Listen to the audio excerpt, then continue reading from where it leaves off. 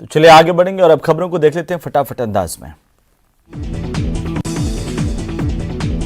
श्री गंगानगर में एक Lawrence gang के 2 गुर्गे पुलिस के हत्थे चढ़े हैं। एक अन्य गुर्गा नरमे के खेत में जा छिपा, जिसकी तलाश जारी है। व्यापारी से वसूली करने के लिए आए थे, पुलिस ने ट्रैप किया है।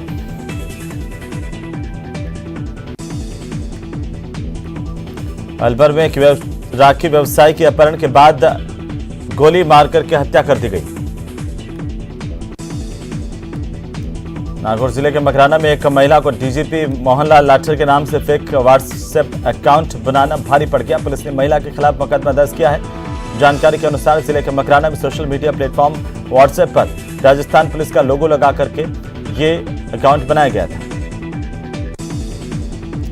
डीजीपी मोहनलाल लाठर के नाम से गुरुवार को एक प्रोफाइल बनाने का मामला सामने आया था, जिस पर कार्रवाई करते हुए पुलिस ने तुरंत आरोपी महिला के खिलाफ मुकदमा दर्ज किया।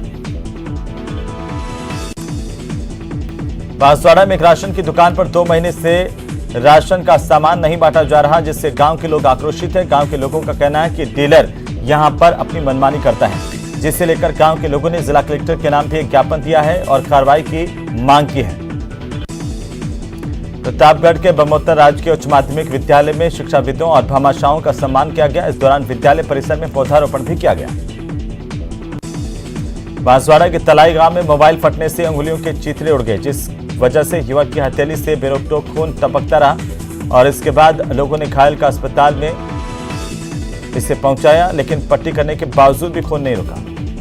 कांग्रेस नेता अधीर रंजन चौधरी की ओर से राष्ट्रपति द्रौपदी मुर्मू को लेकर दिए गए आपत्तिजनक बयान पर सड़क से संसद तक हंगामा मचा हुआ है। वहीं दूसरी ओर इस आपत्तिजनक बयान की आग अब छोटे शहरों तक भी पहुंच रही है। विधानसभा अध्यक्ष डॉक्टर सीपी जोशी के जन्मदिन के मौके पर उनके शुभचिंतकों ने अपने अपने तरीके से उन्हें बधाई दी, उनका जन्मदिन मनाया। इस मौके पर अंतर्राष्ट्रीय सैंड आर्टिस्ट अजय रावत ने अनोखे अंदाज में डॉक्टर जोशी को शुभकामनाएं दी। टोंक जिले के पचेवर थाना इलाके में एक जमीनी विवाद को लेकर के बुजुर्ग व्यक्ति की मौत हो गई। झगड़े के दौरान एक पक्ष के ओर से दूसरे पक्ष के व्यक्ति पर ईंट से वार किया गया। इसके बाद हमले में 70 साल के गजानंद की मौके पर मौत हो गई। चिकित्सा और स्वास्थ्य विभाग के शासन सचिव डॉक्टर पृथ्वी सवाई माधोपुर के दौरे पर रहे। इस दौरान उन्होंने कलेक्ट्रेट सभागार में जिला स्वास्थ्य समिति की बैठक ली। बैठक में जिला कलेक्टर सुरेश ओला ने विभाग की योजनाओं कार्यक्रमों की प्रगति के बारे में जानकारी दी। धौलपुर जिला पुलिस अधीक्षक धर्मेंद्र सिंह के निर्देशन में जिले में चलाए जा रहे अवांछित तत्वों और अवैध पत्थर के खिलाफ धरपकड़ अभियान के तहत 3 थानों की पुलिस ने वन विभाग की टीम के साथ संयुक्त कार्रवाई करते हुए अवैध खनन में लिप्त 4 वाहनों को जब्त किया है। अंतर्राष्ट्रीय बाघ दिवस के मौके पर मुख्य वन संरक्षक और क्षेत्र निदेशक रणथंभौर बाघ परियोजना सवाई माधोपुर की मौजूदगी में रणथंभौर के एक होटल में गोष्ठी का आयोजन किया गया।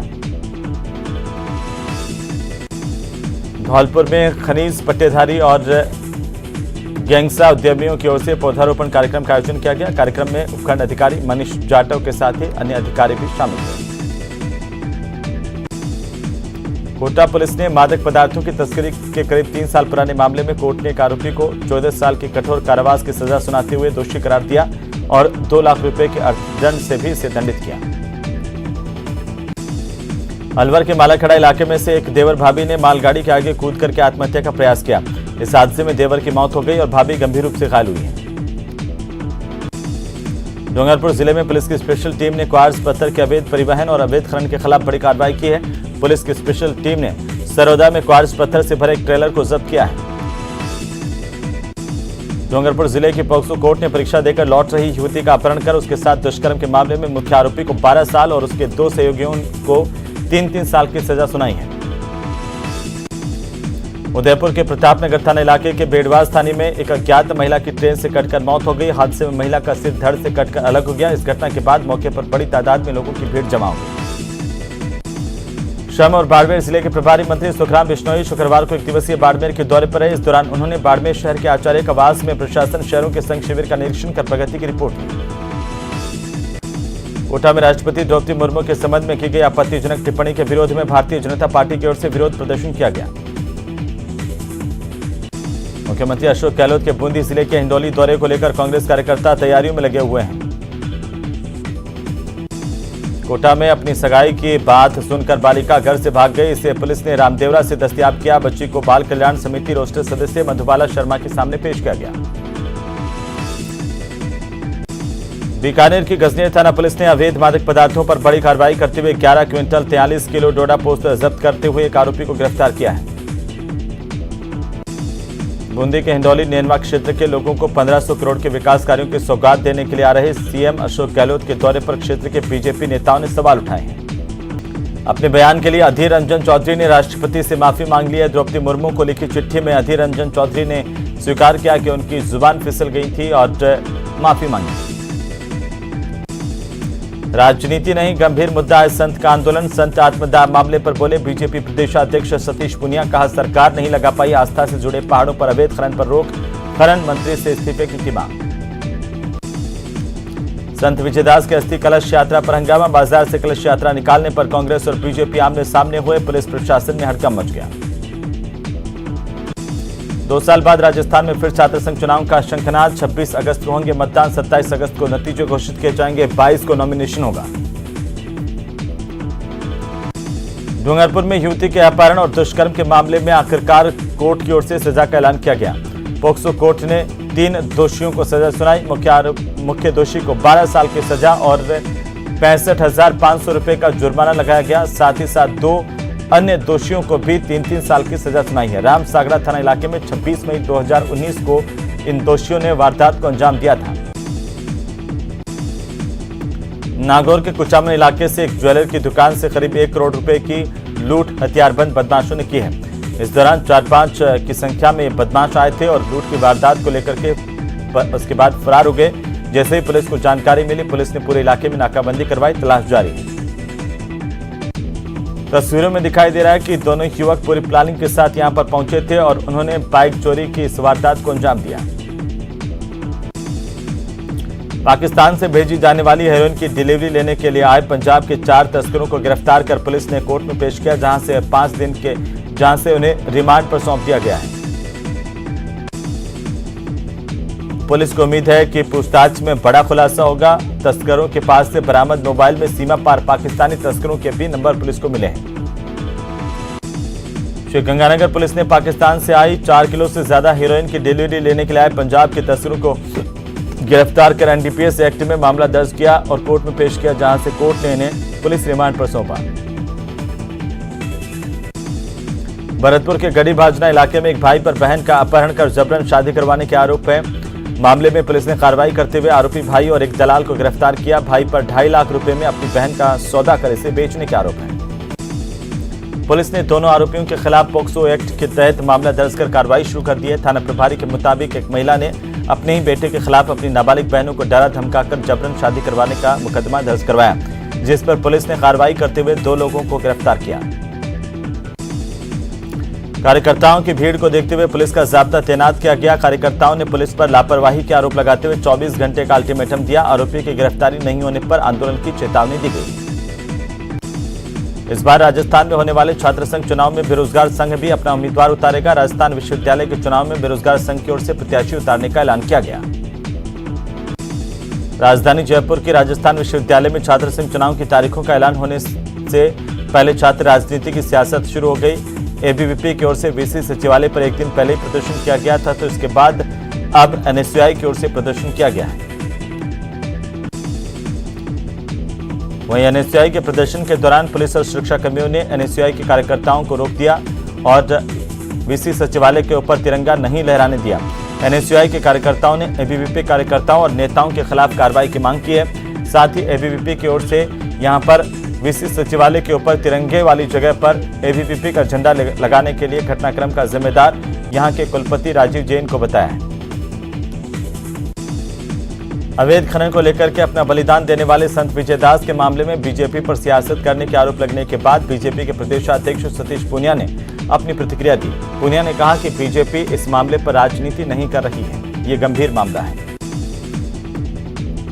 सतीश पुनिया ने राज्य सरकार पर अवैध खनन पर रोक लगाने में नाकाम रहने के आरोप लगाते हुए मुख्यमंत्री अशोक गहलोत से खनन मंत्री का इस्तीफा लेने की मांग की है। पुनिया ने सरकार के मंत्रियों और विधायकों के नाम से बेनामी माइंस चलाने के आरोप लगाते हुए कहा कि संत के बलिदान से हिंदू समाज आहत हुआ है। उदयपुर शहर की सहेलियों की बाड़ी में लगने वाले हरियाली अमावस्या के मेले की धूम है।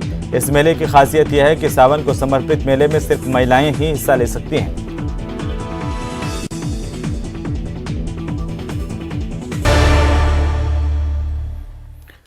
चलिए ब्रेक के बाद एक बार फिर से आपका स्वागत है। फिर से रुक करते हैं फटाफट खबरों का।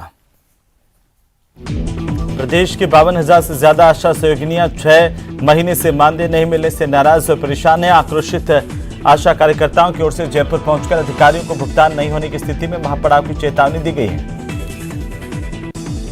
इससे पहले आशा सहयोगिनियों को आईसीडीएस विभाग मानदेय देता था। इसके बाद भुगतान का काम प्रशासनिक नियंत्रण चिकित्सा विभाग के अधीन आया।